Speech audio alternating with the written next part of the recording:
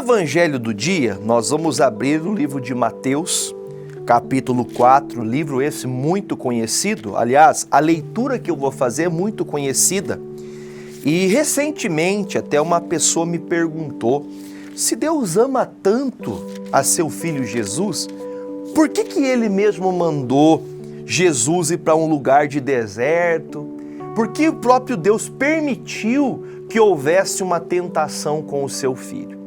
Vamos entender por partes e vamos pontuar aqui esse ensinamento para que nós possamos entender, compreender o que Deus quer fazer com a gente. E até mesmo antes de fazer a leitura, esse caso da tentação de Jesus, onde houve uma tentação fortíssima de Satanás, lembrando que todas as tentações que existem, pode ser até mesmo tentações que vindas do homem, vindas de uma pessoa que você conheça, essa tentação é uma incitação do diabo.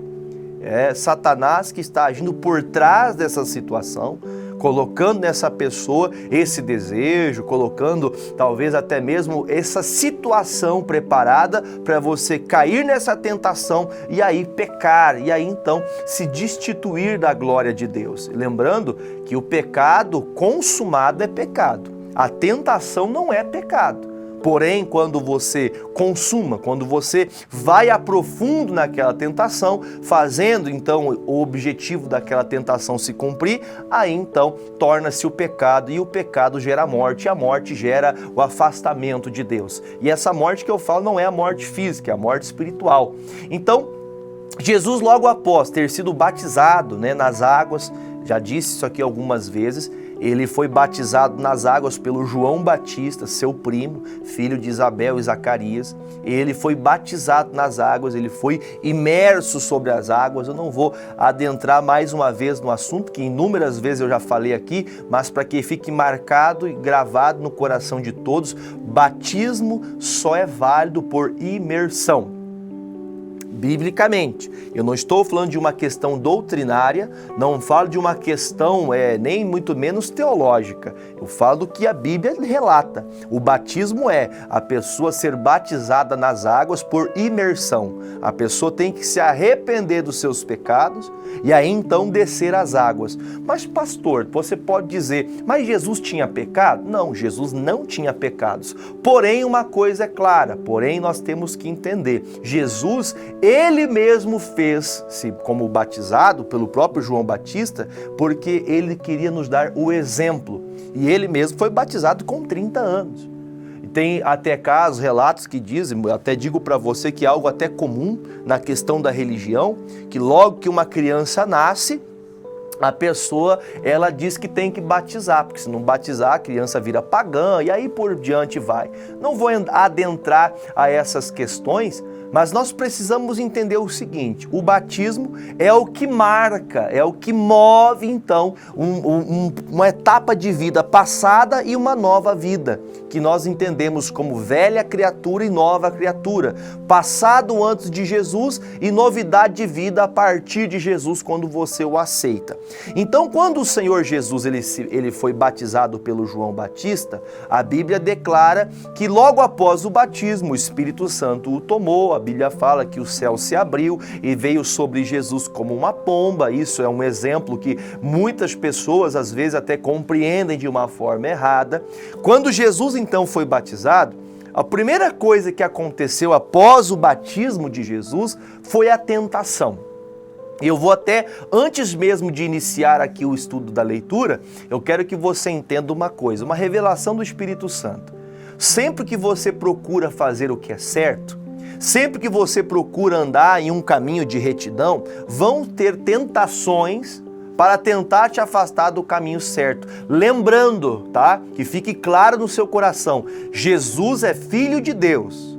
Mas ele, quando nessa terra, como homem de carne e osso, como eu e você, ele se destituiu da sua glória. Ele deixou toda a sua glória com o Pai no céu. Ele veio como homem comum. Ele poderia ter negado a fé, ele poderia não ter feito o que fez, mas ele foi até o fim, porque ele praticou a palavra. Lembrando, de Jesus, Filho de Deus, ele também Era homem como eu e você. Ah, pastor, mas ele era filho de Deus, aí é mais fácil. Então entenda, hoje eu e você podemos ser filhos de Deus a partir do momento que aceitamos o que Jesus fez, o sacrifício de Jesus por nós na cruz do Calvário, que ele morreu na cruz, mas está ressurreto, ele ressuscitou. Ele não está pregado na cruz como muitos o veem pregado na cruz. Vamos conhecer então o que foi essa tentação e por que essa tentação chegou até ele. No livro de Mateus, capítulo 4, fazemos a leitura a partir do versículo 1. Então foi conduzido Jesus pelo Espírito ao deserto, para ser tentado pelo diabo. E tendo jejuado 40 dias e 40 noites, depois ele teve fome. Uma questão que abordam às vezes, até recebi essa pergunta recentemente. Pastor, se Deus ama tanto seu Filho Jesus Cristo, por que então que o Senhor Jesus, ele fez um sacrifício de 40 dias? A Bíblia diz no livro de Samuel, capítulo 15, 1 Samuel capítulo 15, que Deus não se agrada de sacrifícios. Nós não temos que nos sacrificar. Eu vou explicar para você um caso que às vezes a gente compreende errado. O jejum, ele não é para que eu possa curar alguém. O jejum não é para que eu possa abençoar alguém através de um jejum. O jejum é um quebrantamento pessoal. O jejum é um quebrantamento que você tem para com Deus, de você não se alimentar, e o jejum pode ser feito de várias maneiras. Pode ser por 1 hora, pode ser por um período, pode ser por um dia, pode ser por meio dia. Independente quanto tempo aquela questão não é um sacrifício, é uma questão de quebrantamento. Lembrando que depois que Jesus foi batizado, até Jesus ser batizado, Jesus era uma pessoa comum. Era uma pessoa que ele não tinha nada de diferente dos demais que ali viviam na sociedade. Jesus era um homem, filho de um carpinteiro, conhecemos, né, a história. José, ele ensinou Jesus a ser um bom carpinteiro. Acredito eu que teve a sua infância, ele sorria, ele abraçava a mãe, abraçava o pai, tinha uma vida, participava das festas da Páscoa, como um bom judeu ele o praticava. Porém, uma das coisas que a gente não consegue compreender é que o jejum não é por uma causa, o jejum é para si mesmo. O jejum é um quebrantamento. Logo após você aceitar Jesus, por que muitas pessoas acabam se desviando? Por que muitas pessoas não conseguem permanecer no Evangelho? Esses dias atrás, até uma cantora aí que cantou gospel por um tempo, né? Cantar gospel não significa que a pessoa seja uma pessoa de Deus. Somente por falar não significa que a pessoa tenha o coração voltado a Jesus. Mas não vou entrar aqui nesses pormenores, porém a pessoa cantou para Jesus, louvava Jesus, falava de Deus, não, agora eu me converti, agora eu sou de Jesus, eu sou do reino de Deus. Aí passou algum tempo, passou alguns anos, essa pessoa saiu da presença de Deus, sujando o Evangelho, sujando o nome de Jesus, que ela mesma cantava com seus lábios, e passado um tempo, essa pessoa começou então a dar entrevistas. E numa dessas entrevistas a pessoa disse, olha, eu não consegui ser crente, não consegui ser evangélica, porque ser evangélica existe uma cobrança. Eu vou falar para você, eu como pastor não tenho cobrança nenhuma, eu não me sinto cobrado por nada. Eu me sinto sim no dever de levar a palavra de Deus, de evangelizar, de contar e explicar exatamente o que Jesus explicou. Jesus nunca obrigava ninguém a servir a Deus. Ninguém é obrigado a fazer nada, ninguém é obrigado a ser santo, ninguém é. Jesus não te obriga você a fazer nada, mas desde quando você conhece a Jesus, você começa a entender quais são as vontades dele e nós então queremos andar de acordo com o que ele ensina. Isso é claro, isso é uma objetividade. Somos chamados de cristãos por ser seguidores de Cristo. Quem se diz cristão e não segue, não anda nas pisadas de Cristo, não é cristão. Simplesmente não é cristão. Ah, mas eu só não sou um crente praticante. Então você não é cristão, ué. Ou você é, ou você não é. Ou você anda com Deus, ou você não anda com Deus. Simples assim. E quando então Jesus passou esse período de jejum, que o próprio Espírito Santo fez com que ele fosse para o deserto, lugar de ficar sozinho, lugar de se conhecer. Jesus, com 30 anos batizado, ele sabia qual o propósito dele na terra. Ele sabia qual o propósito. E para ele cumprir esse propósito, ele tinha que se preparar. Você sabe qual é o propósito que você tem na sua vida? Você sabe qual o propósito que Deus tem para você? Você sabe? Você sabe qual a situação, ou melhor dizendo, você sabe o que Deus quer de você? Jesus sabia o que Deus queria dele. Meu irmão, minha irmã, você sabe o que Deus quer de você? Você sabe o que Jesus quer fazer na sua vida? Jesus, por saber o tamanho do fardo, do peso, daquilo que ele teria que fazer, morrer na cruz, pregar para quem não queria ouvir, falar da palavra do reino de Deus, do reino dos céus, era o que ele queria fazer. E, no entanto, sabendo o tamanho da responsabilidade, ele foi se consagrar. O que é se consagrar? É você tirar mais tempo para Deus, tirar tempo para leitura, tempo para oração. Isso ele entendeu. Ele compreendeu essa necessidade de ele então se consagrar mais, se encher mais de Deus.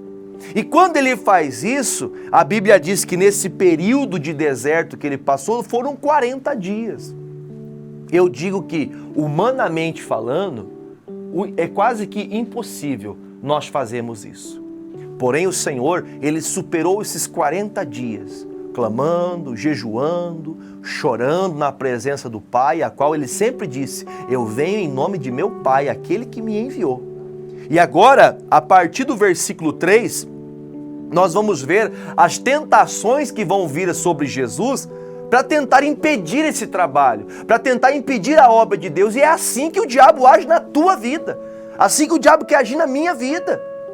Ele vai procurar de todas as formas provocar tentações para que você tenha muito mais prazer nessas tentações do que nas coisas de Deus. Olha o que diz o versículo 3.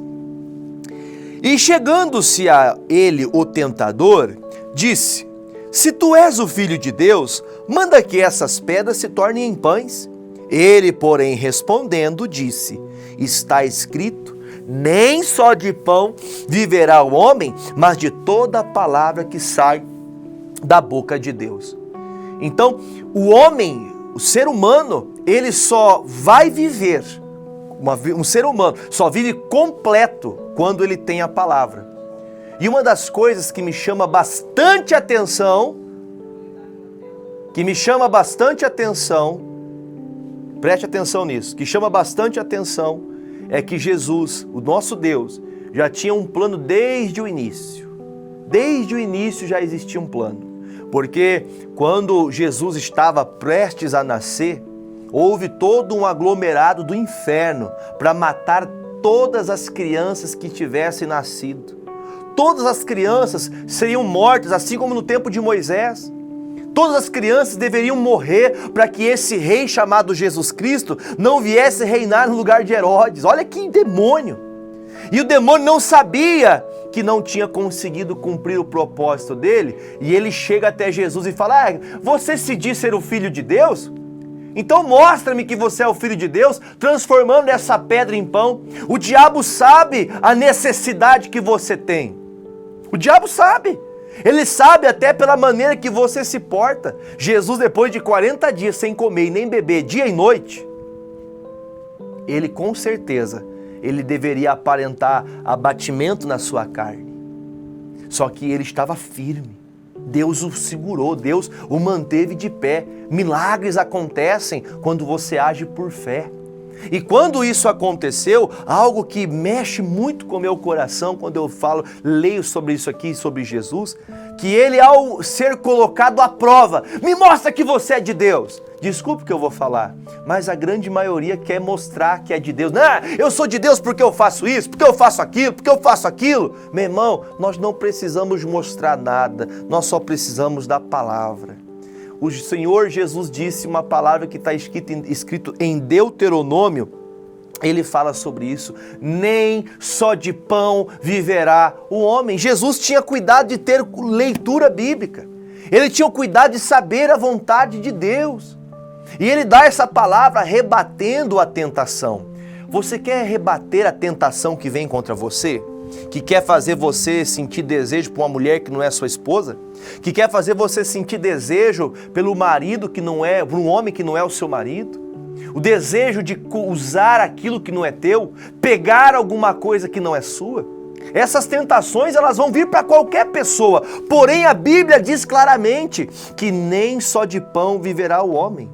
Ou seja, nós temos que encarar essa tentação com a palavra. Agora, se você não tem o cuidado de examinar as Escrituras, se você não tem cuidado de entender o Evangelho, se você não é uma pessoa que tem o cuidado de querer aprender as coisas de Deus, facilmente você vai ser enganado pelo diabo. Facilmente você vai passar a tentação, e não só a tentação, mas você vai cair nela. Você vai assumir aquela tentação, porque nesse momento eu tenho a plena certeza que a fome que Jesus estava, ele sim, na força e no poder de Deus, ele poderia transformar aquela pedra em pão. Só que eu digo para você, Jesus, ele venceu a tentação pela palavra. Pela palavra. Versículo 5, melhor dizendo.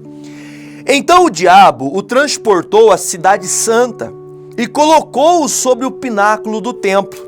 Versículo 6. E disse-lhe: se tu és o filho de Deus, lança-te daqui abaixo, porque está escrito: aos seus anjos dará ordens a teu respeito, e tomar-te-ão nas mãos para que nunca tropeces em alguma pedra. Ah, meu amigo, minha amiga, marque isso que eu vou dizer para você. Esses dias eu ouvi o pastor Fernando falando isso. Meu amigo, minha amiga, meu inimigo e minha inimiga. Até quem não gosta de mim. Escute o que eu vou falar para você. Satanás, quando tentou mais uma vez Jesus, sabe como que o diabo tentou Jesus? Usando a palavra. Como alguns dizem, né? Você conhece a palavra? Porque se você não conhece, o diabo conhece e até melhor que você. Satanás sabe onde agir. Ele tem a palavra, só que ele não soube guardar a palavra. Ele foi um morador do céu, ele foi um cidadão do céu, caído hoje, porque ele perdeu, ele foi rebelde. Amigos, o diabo, Satanás, ele é o maior conhecedor da palavra. E ele sabe quando você exerce a palavra, pratica a palavra, ele não tem acesso na tua vida. E quando Jesus foi tentado mais uma vez, Satanás usou do quê? Da palavra. Diz a palavra que se você se lançasse daqui hoje, os seus anjos receberiam ordem para te segurar. Se você é o filho de Deus, pula aí embaixo, quero ver então. Pula porque os anjos vão te segurar se você é o filho de Deus. Versículo 7, Jesus mais uma vez, disse-lhe Jesus, também está escrito, não tentarás o Senhor teu Deus. E novamente o transportou o diabo a um monte muito alto, e mostrou-lhe todos os reinos do mundo e a glória deles. E disse-lhe, tudo isto te darei, se prostrado me adorares. Para aqui, olhe para o pastor, vamos dar atenção a isso aqui. Primeiro, ele coloca uma causa de necessidade, Jesus estava com fome, que era a pedra. Segundo caso, ele usa a palavra para ver se realmente Jesus guardaria a sua palavra. Ele diz, não tentarás o Senhor teu Deus. Sabe por que eu digo isso? Eu vou pular na frente de um caminhão e Deus vai me segurar porque eu sou pastor. Simplesmente você vai ter que ir no meu velório, só isso. Você vai ter que ir no meu velório. Porque Deus vai me proteger se eu pular dessa montanha. Meu irmão, não tente o Senhor teu Deus. Ele que é o dono da vida, não queira brincar com coisa séria. Jesus disse, Satanás, a palavra é verdadeira, mas que fique claro para você, eu não tento meu Deus, eu não vou tentá-lo. Gente, uma das coisas mais importantes da vida de um cristão é andar na palavra. E por fora de todas essas coisas que aconteceram, agora o diabo mostra todas as riquezas do mundo. 3 coisas que fazem um cristão cair.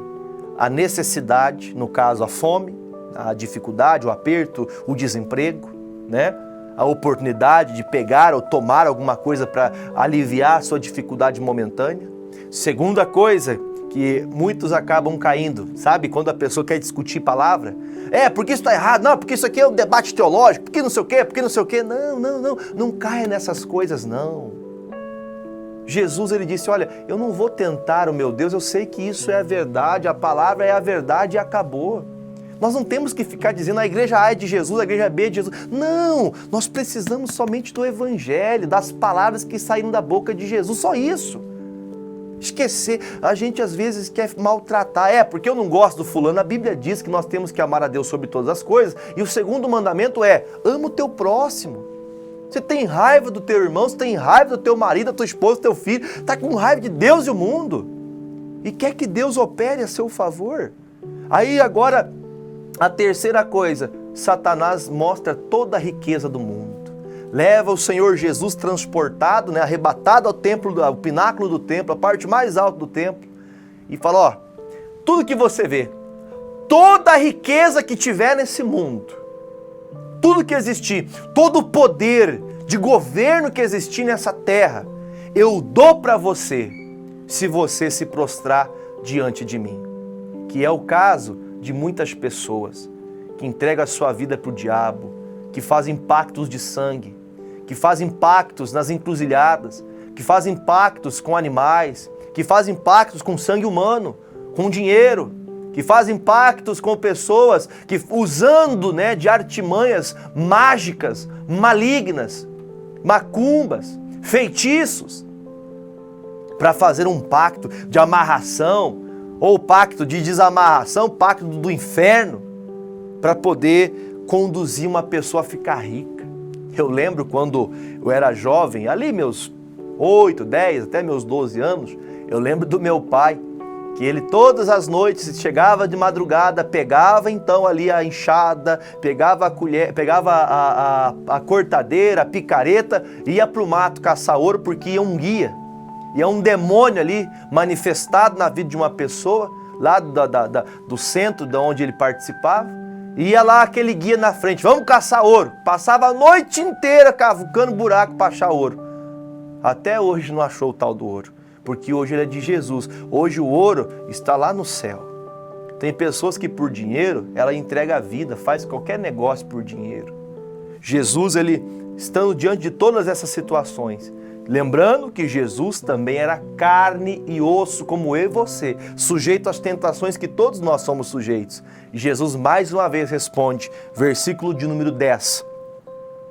Então disse-lhe Jesus, vai-te Satanás, porque está escrito, ao Senhor teu Deus adorarás e só a Ele servirás. Louvado seja o nosso Salvador. Só Ele deve ser adorado. Só a Ele você se pode prostrar e adorar. Só Ele. Mais ninguém. Não adianta você se prostrar para Maria, para o João, para o Pedro, para o Antônio, para o pastor A, pastor B, para a igreja A, igreja C, para o Frei. Não interessa qual o nome. Nós temos que se prostrar diante do nome poderoso de Jesus. Somente esse nome. E aí termina dizendo no versículo 11, então o diabo o deixou e eis que chegaram os seus anjos e o serviram. Louvado seja o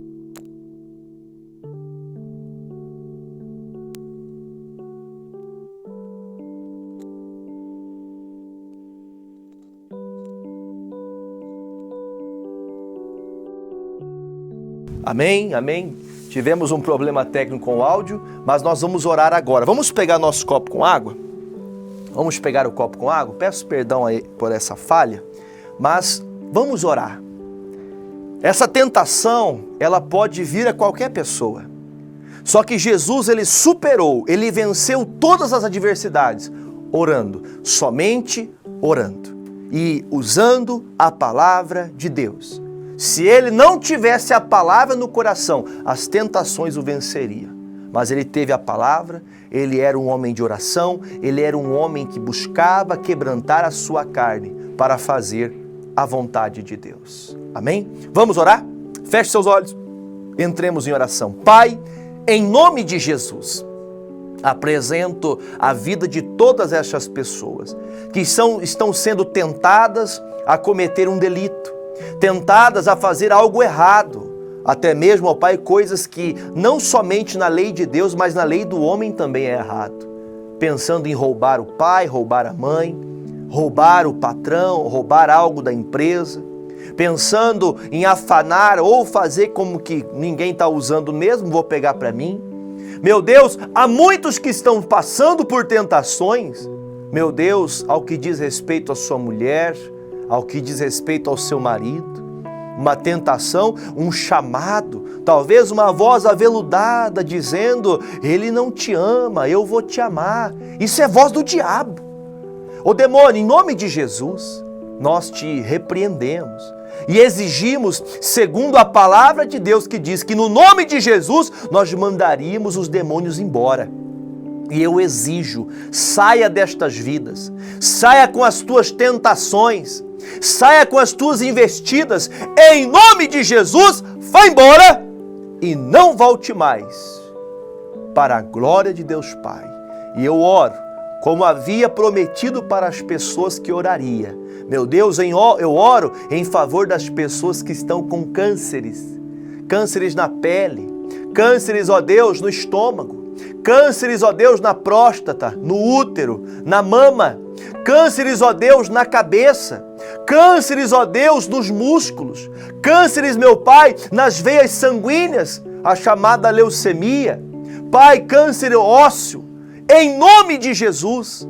Eu digo a todo este mal, essa praga do inferno que está levando essa pessoa a quimioterapia todos os dias, a imunidade dessa pessoa cada vez mais baixa, em nome de Jesus, eu digo: diabo, sai dessa vida e não volte mais, em nome de Jesus. Pai, te peço, consagra estas águas, purifique estas águas, e quem delas tomarem, beberem destas águas, sejam curadas para a tua glória, em nome de Jesus. Se você crê, diga amém, diga graças a Deus e beba comigo desta água.